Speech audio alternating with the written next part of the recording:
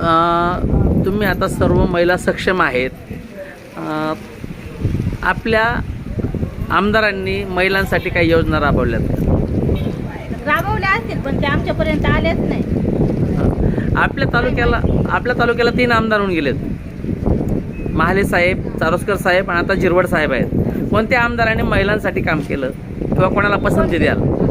कोणाला पसंती द्याल आता कधी उभे राहिलेत तर इलेक्शनला? कोणाला द्यायचं? कोणालाच नाही. बरं, एकंदरीत महायुती आघाडीमध्ये आणि महाविकास आघाडी या 2 आघाड्या झाल्यात. तुम्हाला काय वाटतं, महाविकास आघाडीला चांगलं काम होईल का महायुतीला? महाविकास आघाडीला. आता आपले जिरवड साहेब अजितदादांकडे गेलेत, ते परत शरद पवार साहेबांकडे येतील का इलेक्शन काळात? येतील नाही येतील, कारण ते त्यांचं राजकारण आहे, नाही सांगता येणार.